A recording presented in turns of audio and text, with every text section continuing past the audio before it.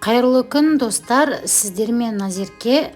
Бүгін сіздерге мерекелік дастарханға арналған алатау салатының рецебімен бөлісемін. Видеоны соңына дейін қараңыздар. Ең алдымен қиярымызды дәл видеодағыдай турап аламыз. Содан соң барып ұзынша етіп соломка ретінде тураймыз. Барлығын турап болғаннан соң таза ыдысымызға салатын боламыз. Ыдысымыз міндетті түрде кеңірек болғаны дұрыс. Содан соң барып помидорымыз, яғни қызанағымыздың артық жерін алып тастаймыз. Және де дәл видеодағыдай ғып турап шығатын боламыз. Черри қызанағын да пайдалансаңыздар болады. Осы кезде піскен ет немесе осындай халал шұжық пайдалансаңыздар болады. Екеуінің орнын осылай алмастырсаңыздар болады. Соломка ретінде ұзынша етіп турап шығамыз. Содан соң барып голланд ірімшігін пайдаланамыз.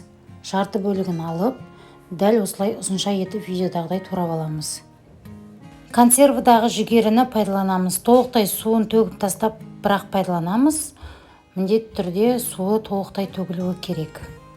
Және де осы кезде салатқа қосатын чечил ірімшігін толықтай осылай видеодағыдай босатып алып, содан соң түтіп шығатын боламыз. Дәл видеода көргендеріңіздей қылып жасаңыздар.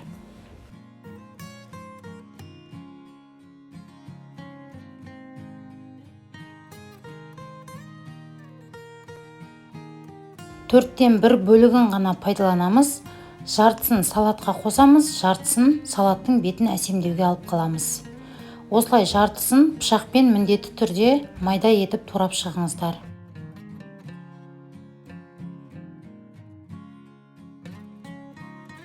Және де краб таяқшасын дәл видеодағыдай ұзынша етіп турап шығамыз.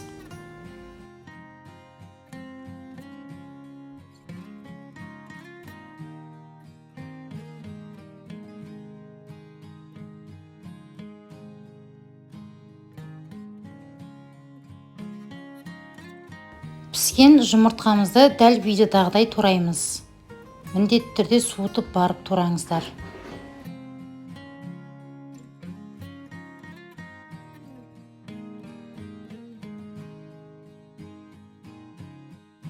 Дәміне қарай тұз саламыз, қарабұрыш қосуға да болады. Және майонез саламыз. Осы кезде мен кепкен укроп пайдаландым, бұл міндетті емес. Барлығын жақсылап тұрып араластырамыз. Майонезді көп қосып жібермеңіздер.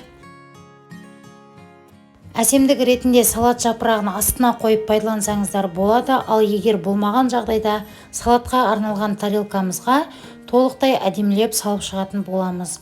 Молырақ салыңыздар, сонда әдемі көрініс береді.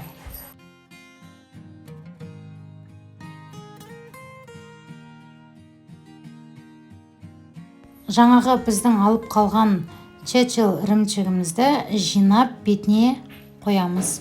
Бұл әсемдік ретінде. Егер сіз қойғыңыз келмесе, онда ол да өзіңіздің қалауыңыз.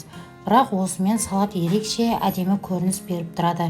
Және де шетіндегі қызанақтарымызды көрсетіп әдемелеп қойсаңыздар болады. Әсемдік ретінде бетіне кепкен укроп сепсеңіздер болады. Бірақ ол да өзіңіздің қалауыңыз. Міне осымен достар, салатымыз да дайын болды. Өте дәмді, ерекше салаттардың бірі. Мерекелік дастарханға жасап көрсеңіздер болады. Өте тойымды салат. Міндетті түрде жасап көріп, менімен бөлісуді ұмытпаңыздар. Менің каналыма тіркеліп қойыңыздар. Алдағы уақытта түрлі рецептермен бөлісетін боламын.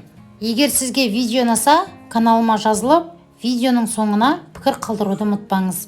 Келесі кездескенше аман сау болыңыздар. Сіздермен болған Назерке.